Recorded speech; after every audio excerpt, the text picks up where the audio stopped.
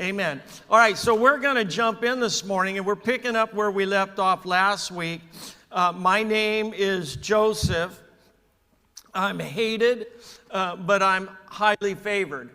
And what you're going to see through this young man, Joseph, what you're going to see through his life is that when we get to the end of the story, we're about halfway, but when we get to the end of the story about Joseph, you'll see that God had given him a dream early in life at 17 years of age.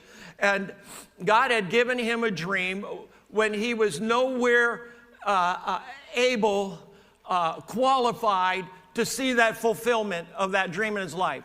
Because that dream tells Joseph, though he didn't know the definition, he knew that it meant that he would be in some place of rulership by way of the dream, because of the way the dream was. He knew that he would be in a place of rulership. Now remember, we looked at him as a young man, daddy's favorite, favored by daddy, stayed home with daddy all the time while his brothers went out and worked the fields and the cattle and everything. And he would get sent out now and then to go check on him. Dad would send him out. And Dad was very protective of him. Dad wouldn't let him go and stay out because something bad might happen. This is Dad's favorite. He has the coat of many colors. His brother has nothing, and they hate him. The Bible said they hate him so much they can't even speak to him. They hate him that much. He is a young, spoiled, stuck-up brat. If he was in my house, I think I'd beat him silly about a dozen times, knock some sense into that boy's. But you see, God has a way of depositing dreams in people's lives when you and I are not qualified. See, when God gives you a dream, he doesn't give it to you because you're qualified, but he gives you a dream because he's going to qualify you in time. So sometimes, as we're seeing, to be qualified, see, Joseph is going from this stuck-up rich kid who has no responsibility. We know at the end of the story, he's going to lead the nation of Egypt. He is second in command, second under Pharaoh. He is going to lead an entire nation, one of the largest nations at that then time. But God gives this dream to this young man that's not qualified. But we're going to see that God takes the dream and brings him through a series of circumstances to qualify him. Everything that Joseph is going to go through is to qualify him for the fulfillment of that dream. See, the things that you're going through right now, see, some of us are going, I don't want to go through this. I don't like this. I don't want this in my life. Why am I facing these hard things? And, why God? Why God? Get me out of it, God. Get me out of it. God will get you out of it when he's done training you in it. Sometimes it's the hard things in life that make you who God wants you to be. It's not the easy stuff. It's the challenges. It's the trials. It's the burdens. It's the hardships. It's losing some stuff. It's losing some people. And that's what makes you and defines you and hones in on the dream that God has placed in your life to qualify you for it. All right. So we went through. We saw that they hate him. He goes out to check on him. They throw him in a pit.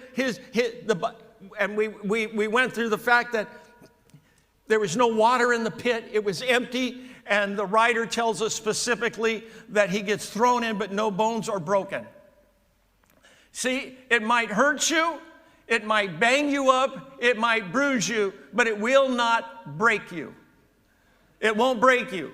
God will not allow the things in your life to actually break you. You might feel like you're going to be broken, but in reality, you'll come through it and you won't be broken. You might be a little banged and hurt and bruised, but you will not be broken. So they then take him from the pit.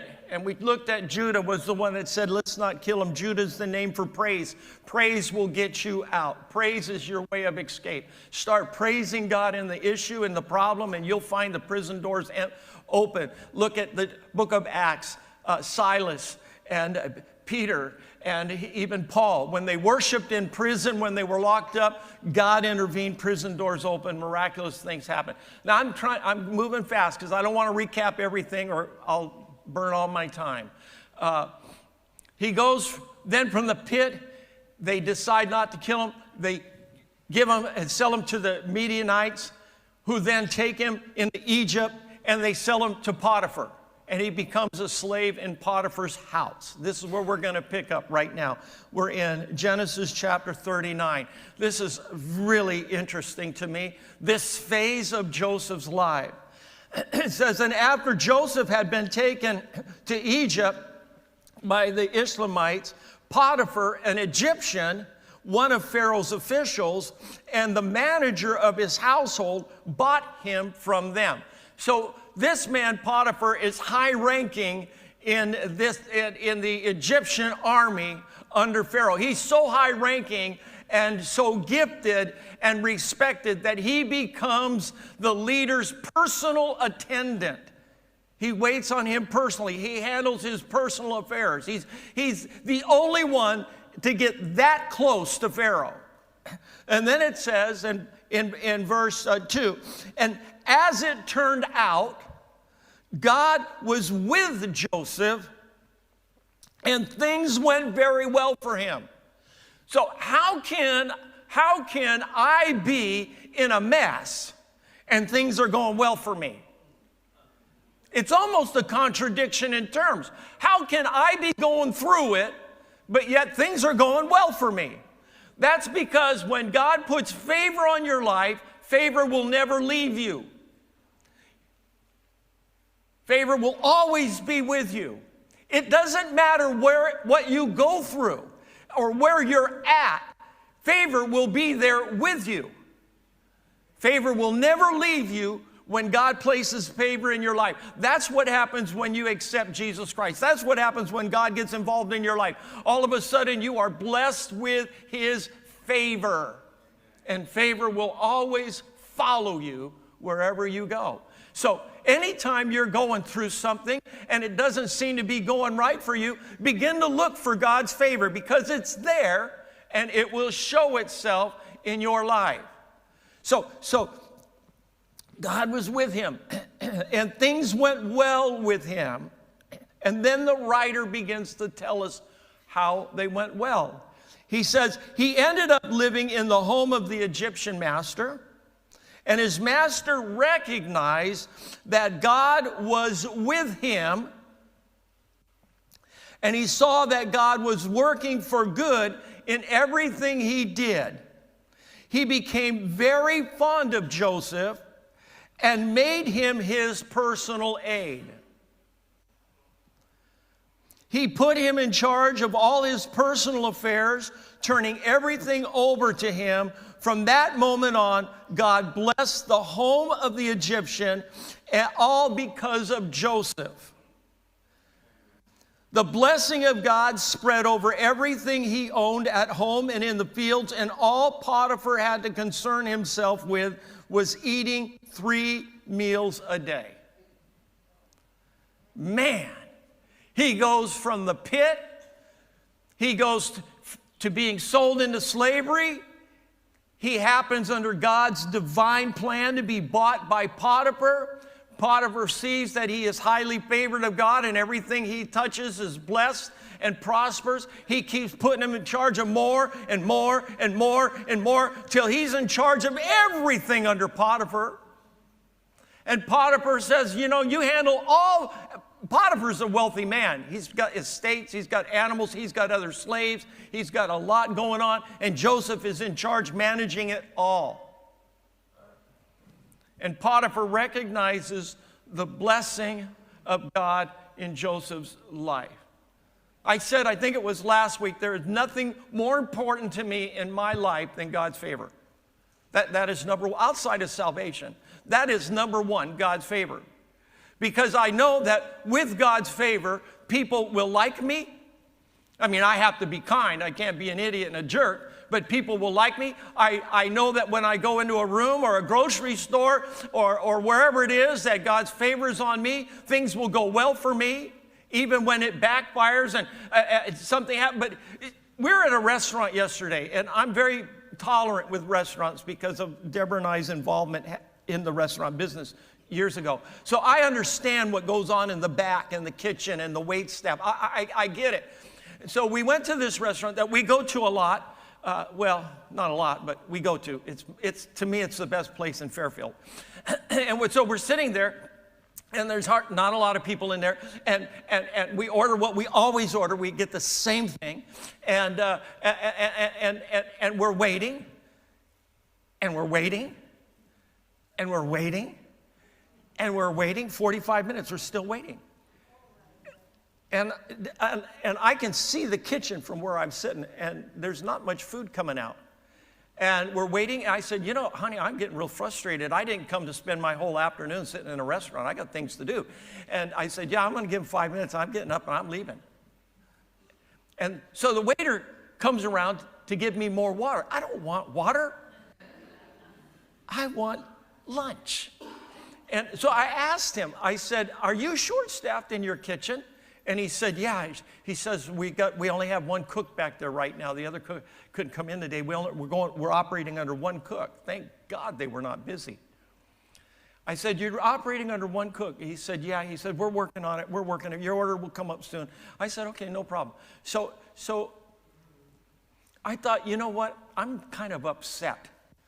But God's going to give us favor anyway. But I'm kind of upset. But I started thinking about it. It's not that cook's fault that he's the only cook in the kitchen. So I said, I'm going to speak kind words to these guys when they come back. So he came back, and I said, no, another lady came back, and he was too afraid to come back. So another lady came back, and she's bringing us our lunch, a young gal. And I said, so you only have one cook cooking today? And she said, yeah. I said, will you go back and tell your cook that he's doing a very good job for being in the kitchen by himself? I commend him for getting these dishes out. Now, they brought us one dish, and we had 3 coming, and you eat it together, right? So we ate the one dish without the other 2 dishes, which is not a good thing. But we were so hungry, we ate it anyway. So we're still waiting for they're not bringing. So I said, I'm going to bless them again. So another guy comes out. So I tell him the same thing. Go tell that cook in the kitchen he's doing a great job for being there by himself. I commend him. My hat goes off to him. This is just wonderful. Tell him I said so. Not that that matters, but I thought I'm going to. So at the end of the whole thing, they were all so happy that we were there. And he said, the gal comes up. She says, we're bringing you dessert because the cook said that you deserve a nice dessert on the house. Nobody else in that restaurant got any dessert. They just dealt with the frustration. But I walked out saying, it's kind of nice coming here today because we had favor. You see, wherever you go, look for favor because it will be there. It will be there. All right. So let's move on real quick. So I love this because it reminds me so much of me, okay? Joseph was strikingly handsome. And stop laughing. And you're still laughing. And as time went on, his master's wife became infatuated with Joseph, and on one day said, sleep with me. Now, he wouldn't do it. He said to his master's wife, look, with me here, my master doesn't give a second thought to anything that goes on here. He's put me in charge of everything he owns. He treats me as an equal, and the only thing he hasn't turned over to me is you. You're his wife, after all. How could I violate his trust and sin against God? We're going to deal with that in a minute. She pestered him day after day after day, but he stood his ground and he refused to go to bed with her. On one of these days, he came to the house to do his work, and none of the household servants happened to be there. And she grabbed him by his cloak, saying, sleep with me.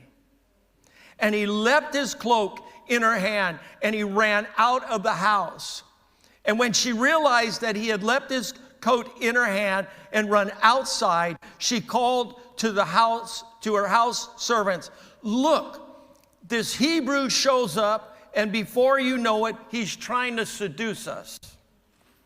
He tried to make love to me, but I yelled as loud as I could, and with all my yelling and screaming, he left his coat beside me, and he ran outside. She kept his coat right there. What a drama queen. She kept his coat right there until the master came home. And she told him the same story. She said, the Hebrew slave, the one that you brought us, came after me, and he tried to use me for his plaything. And when I yelled and screamed, he left his coat with me and he ran outside. And when his master heard his wife's story, telling him, these are the things your slave did to me, he was furious. Now, notice, just as a side note, it doesn't say who he was furious with. And I'm gonna tell you, I think he's furious with her. All right, he was furious. And Joseph's master took him and threw him into the jail where the king's prisoners were locked up. That's white-collar crime. He went to the white-collar jail, okay? Not criminal jail where all the gangsters and rapists and people are. No, he went to white-collar jail. But there in jail, God was still with Joseph, and he reached out in kindness to him, and he put him on good terms with the head jailer. And we'll stop there. But basically, I'm going to give you a couple of takeaways this morning. So when favor comes, when you have favor in your life, you also face temptations. Temptations go alongside with favor because favor looks good. Come across somebody that's got favor in their life, they're very attractive.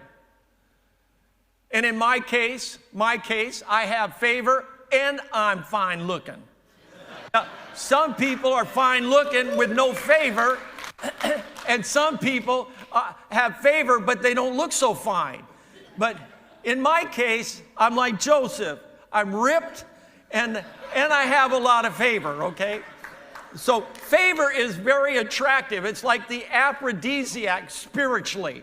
You get around people with favor, you want to be around people with favor. You want to stay around them. There's something abnormally attractive about them. But it also comes with temptation, because favor will get you places and involved with people that you normally would not, but it comes with temptation. You see, Samson had favor. Samson had favor. He had abnormal strength. But he also had a thing for prostitutes. And it was his involvement with a prostitute that took his favor away. You see, favor comes with temptation, but it's what you do with the temptation that determines whether you keep favor or favor will leave you. Favor will not follow you into bed with another woman. Favor doesn't go there. So you have to know where you draw the lines. Second, Joseph was telling her basically that you can't afford me. You can't afford me. Favor took me out of the pit. Favor put me in your house. Favor gave me recognition to your husband. Favor caused your husband to put me in charge of the entire household. And I have access to everything but you. And I'm not going to go there, because you're the one thing in my life I cannot touch. And I'm not willing to touch you and lose favor, so I'm not going to do this. But in this case, she is reading between the lines. She is a sexy cougar that will not give up. And the text tells us that she's not subtle about it. I mean, most people, when they're going to hit on you, they're kind of subtle, right? She's not subtle. I mean, she's up front. I mean, let me tell you. I've been in church a long time, and I've seen it all. I've seen all the games. I've seen it all, and I just say this, that if you go up to Pastor Deborah after church one day and you say, Pastor Deborah, I just want you to know God has put me on your heart, on my heart. And I can't stop thinking about you night and day. God has put you on my heart. I pray for you every night. I pray for you every day. And I'm wondering if we can go have lunch so I can lay hands on you and pray for you and maybe anoint you with oil. In the name of Jesus, of course. I will go find a gun. I will visit you. I will shoot your dead butt. If you're not saved, I'll pray that you get saved while you're laying there waiting for the ambulance. I will do your funeral because you're not going to come out of the hospital. I'll shoot you again. I will do your funeral, and then I'll go to prison, and I'll start my new prison ministry from the inside. That's simple. So don't play that game in church. I've seen it all. I've been there. I know the games. Women, anytime a guy wants to come to your house to pray for you and hold hands, run. Just run, okay? So she's saying, sleep with me, sleep with me, sleep with me. And he's saying, no. And I think every day she's looking a little more provocative. I think she's taking more clothes off. Like, I asked you to sleep with me yesterday. That didn't work. Maybe I'll take something off. And she's coming out a little more skimpier every day, trying to seduce him. And he's saying no every day. And then finally, she can't stand it anymore. She grabs him and says, you're coming to bed with me today, buddy. And this is the way it's going to be. Man. And he drops his coat and he makes a run for the door. Years ago, I remember I traveled a lot, and I was in hotels most every night of the week. And when I get to the hotel, I remember I called Deborah and let her know I'm staying at, and I always, in each city I was in, I always went to the same hotel in each city. It just made it easier for me. I knew where the hotel was, and I just went and I never shopped hotels. So, but this one time I'm in this city that it was my first time there. I didn't know any of the hotels. So I find this hotel, looked kind of nice. So I go in and I park, and I go in and I said, I'd like to get a room, blah, blah, blah. And I figure I'll call Deborah later and tell her where I'm at, you know. I like to do that. So I check in, and I get up to the room, and I put my bags down and everything, and I'm in the room, and the phone rings in the room on the hard line, and I've got a cell phone. Phone rings, and I think, oh, who could be calling me? So I pick it up, and this sexy voice is on the phone, and she goes, hey, baby, how you doing? I thought it was Deborah. So I'm thinking, that's really cool. She called me and she wants to be sexy. So I go, oh, I'm doing okay, baby. How you doing?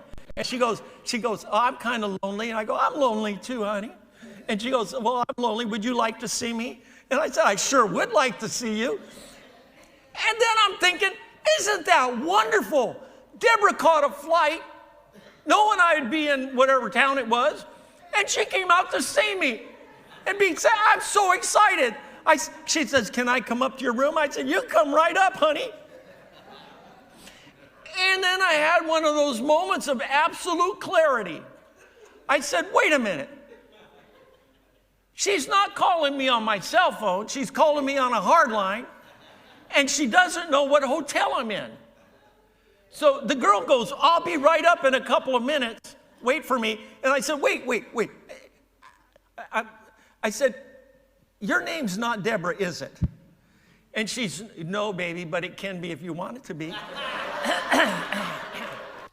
And I said, I have one more question. We're not married, are we? And she says, no, honey, I'm the girl that was in the lobby. I watched you come in, and I wanted to get to know you better. I said, you were in the lobby when I checked in. She said, yeah, and I found out what room you're in, and I want to come up and see you. I said, give me 5 minutes, and you come up. So I hung up. I ran right down to my rental car. I jumped in my rental car, and I sped away. I said, if I stay away a good hour or so, she'll get tired of waiting, and she'll leave, which she did. And then I went back to the hotel, slept, and checked out the next morning. Why did I tell you that? I don't know. Oh, no, here's why. You see, sometimes you can negotiate your way out of the situation. Sometimes there's no time to do that. Joseph, when she's grabbing him, Joseph had to make a choice. Do I fall into this and lose favor? Or do I can't negotiate right now. I mean, she's getting real close and personal, there's no negotiating right now. I've got to cut and run. And he left his coat and he headed for that door and he made a run for it. Sometimes when you're dealing with temptation, sometimes you can't talk your way out. You've got to run for it. You've got to get out of Dodge. And sometimes when you do, it will cost you something. And it cost him his coat. He left his coat behind. If you've never cut and run, it's because you've either succumbed to the temptation a time or two, or you've never been tempted to that degree. But there are some times where you've got to just say, I'm out of here, man. I am not getting close to this situation. Y'all might deal with it, but I'm not dealing with it because I want favor in my life and I'm serving God and I'm gone. I am history. I am gone. So she, of course, runs to Potiphar, tells a story. Actually, she's playing a race card. I didn't know if you picked that up in the text. This Hebrew, that's a race card. This Hebrew that you brought in as a slave tried to seduce me, your glorious, glamorous wife. You did it. You brought him. You bought him. You got him. You brought him in here. Shifting all the blame to Potiphar and to Joseph for the very thing she did. And she claims it was rape. She claims it was rape. Now, sometimes when you're serving God, favors in your life, sometimes things are going so well you just think you're in heaven. But sometimes things aren't going so well. It's at those moments that God is fine-tuning you. It's at those moments that God has taken the dream that He has for your life and He's qualifying you. You see, some people don't have favor because God knows they'll never qualify. That's very sad in the kingdom of heaven. God won't give favor to somebody He knows won't even take a first step to qualify. God won't give favor to you if you're walking through the mall and some girl turns around and looks at you and you drop everything and chase her to her car. God ain't going to put favor in your life. It's a waste of God's time to give you favor. God puts as much favor in your life as He can trust you with. God is not going to take that favor, teach you, mold you, then promote you when He can't trust you in that place. He'll withhold favor. So if you want favor in your walk with Christ, learn to be obedient. It's that simple. God doesn't put favor on disobedient kids. There are some things that are black and white wrong that you and I just can't do. I don't care what society says about it. It doesn't matter. He didn't say Potiphar would find out. He said, how could I do this thing to defraud him, but how could I do it before God? Because God sees. See, I might get over on you. That's not what I'm worried about. Getting over on you might be easy, but I'll never get over on God because God sees, and God sees my heart and the intent and the desires of my heart. That's what I got to be obedient with, is what God will see. But even then, sometimes when you do the right thing for the right reason at the right time, things still will go bad. And in this case, Potiphar decides that he has to do something with Joseph. Now, I have a belief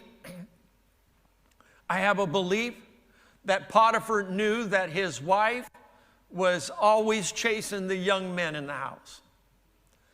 I just have a belief that he was mad at his wife more so than he was mad at Joseph. In fact, he probably thought Joseph was innocent and thinking, here goes my wife doing it again, man. I just can't, when will she learn? She's always chasing the young guys. See, Potiphar's gone a lot. He's waiting on Pharaoh. Potiphar's gone a lot on business. She's lonely and at home with all these young buff dudes working on the house and stuff. So, yeah, it was a setup. And Potiphar should have probably paid more attention, or there are a whole number of things you can read into this. But the fact is that she made a move on Joseph, and Potiphar, under the Assyrian law, had the right to kill Joseph. And he doesn't kill him. In fact, he doesn't even sentence him to criminal prison. Why didn't he kill him, or at least put him in criminal jail with the bad guys? Why did he put him in the king's prison where it's all white-collar people? Why did he put him there? Well, I think Potiphar had to save face with the other servants in the house. She's screaming rape. He had to do something. He has to do something. And he takes the lesser of all evils and he sends him to the white-collar prison. I believe that's what happened. But the interesting thing is that in this text, you see favor show up again. You see, just when Joseph, he goes from the pit, favor gets him out of the pit, he gets sold into slavery to the Midianites, favor follows him there, follows him into Egypt. He's on an auction block, and this man, Potiphar, buys him. Favor follows him there and makes sure he's placed in Potiphar's house. When he does what is right, he runs from Mrs. Potiphar. He does what is right for all the right reasons. Now all of a sudden, Mr. Potiphar is coming after him. But instead of killing him, Mr. Potiphar puts him in white-collar jail. That's favor again. You see, favor will not allow him to be broken. Favor always makes a way in the situation. He's in jail, and the end of that chapter tells us that God gives him now favor in jail, and the jailer sees it. The jailer promotes Joseph, and the jailer lets Joseph run the whole prison. How does that happen? How in the world, if I was a writer, and this is a Hollywood movie, I wouldn't write this into the script, because this is absolutely almost unbelievable. I wouldn't write this into the script at all. You go from your brothers that hate you, that can't speak to you, you're in a pit, you get sold to the Midians who are going into Egypt. They sell you to Potiphar. Potiphar's wife makes a move on you. You run for your life so that you don't dishonor him and God. And then all of a sudden you're in prison. Now you're running the prison? You're running the prison? You're running the jail now? What is it with you that wherever you go, people promote you and put you in charge? What is it with you? The dream God gave him, that you would rule. And God is qualifying him and teaching him to rule at a larger scale every step of the way. He didn't know how to rule in his family. God had to take him from his father and his brothers and change up his environment. Sometimes God moves you out of your environment to a totally new environment, sometimes a foreign environment, one that you've never known before. He's now in a foreign country. Doesn't know the language, doesn't know the customs. He can't say, you don't know who my daddy is. They don't care who your daddy is. And you don't have your expensive coat anymore. They stripped that from you. They took your identity. You have nothing. The only thing you have on your back is favor. But God gives you favor in Potiphar's house. So you adapt to the custom, you learn the language. Now all of a sudden things go back, fire with Mrs. Potiphar. Now you're going to prison. Favor follows him into prison and promotes him in prison. No matter where you're at, no matter what you're doing, if you are serving God with all of your heart, look for God to give you favor and promote you right there. I say that all the time. Somebody says to me, well, Pastor, you don't understand. I just got a job we help people find work. And sometimes we'll help them find a job, and it's not a good job. It's at an entry-level position. Oh, I don't take those jobs. Well, maybe you should. You start someplace. But let me tell you a little secret. Let me tell you a secret, that if you're serving God, you take that entry-level job, and the next thing you know, you'll be running that company. Because that's how God works. That's how God works. Favor. In every step of Joseph's life, he's blessed with divine favor.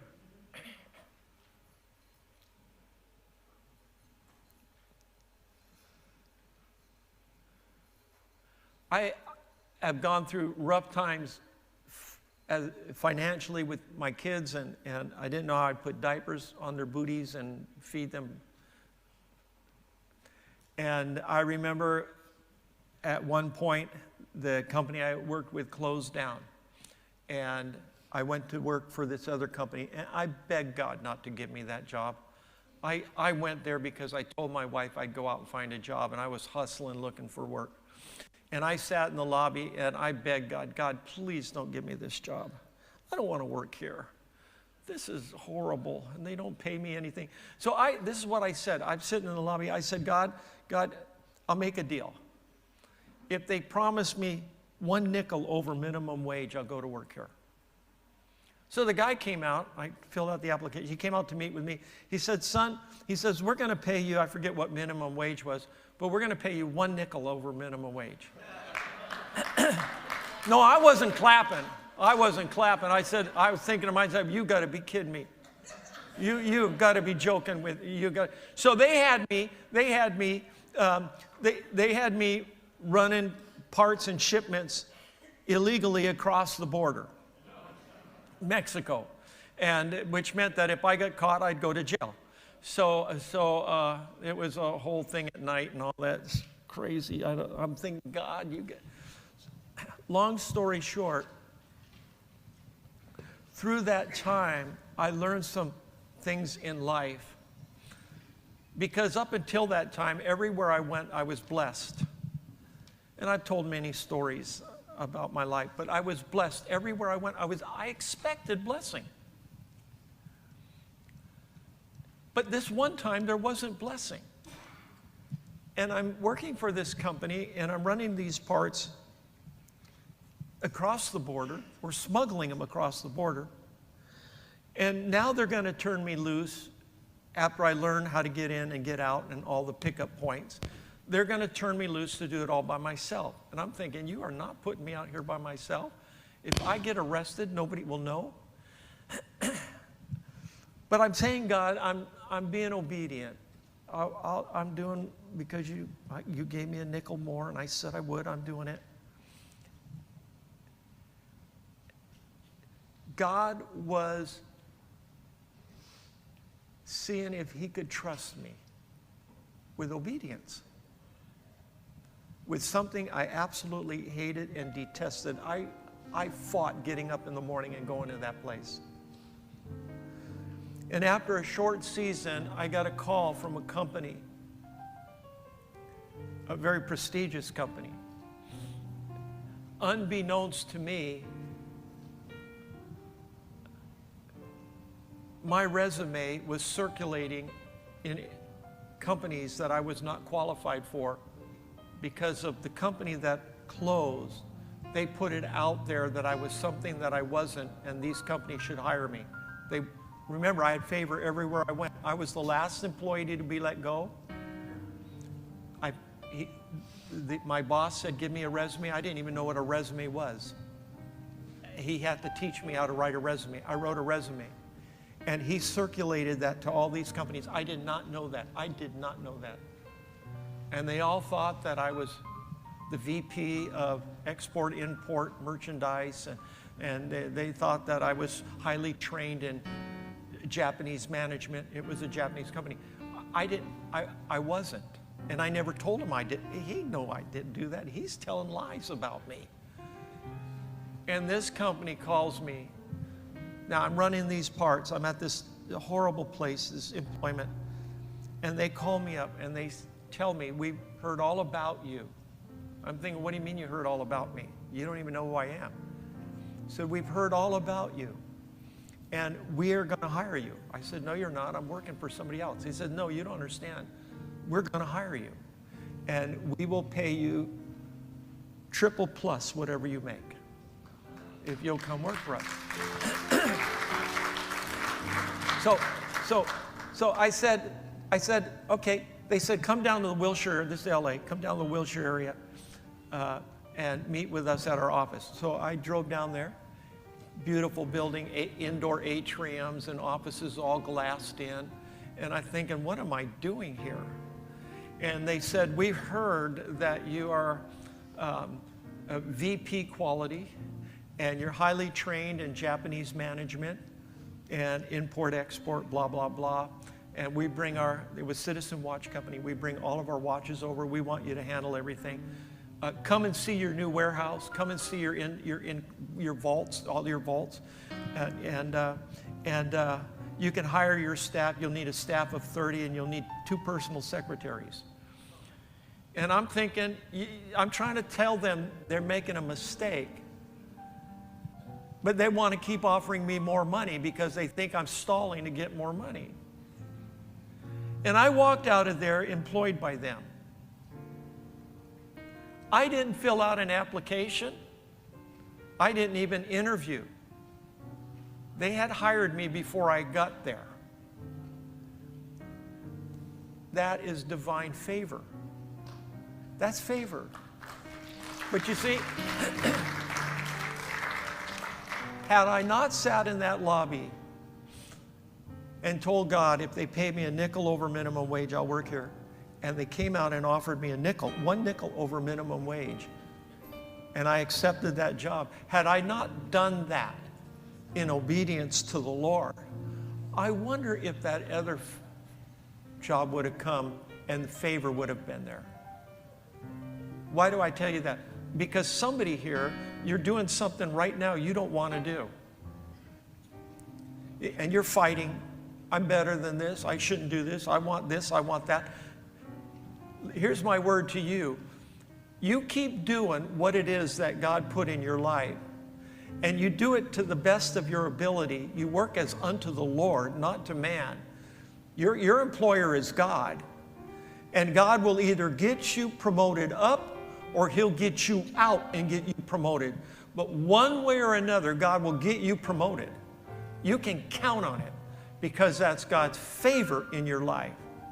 Look at your neighbor and say, you're looking at somebody with favor. I am highly favored. Don't say in good looking, they may smirk at you. But I am highly favored. I am highly favored. Some of you, you've come for so long of not being favored in life, you don't know what favor is. You know what? You start serving God, you better get used to it real quick. Because it's coming and it's there and it will never leave you. Let's all stand together, and as we close out, thank God for the favor in your life. Thank God for favor in your life, for where you're at right now and where He's going to take you. Amen.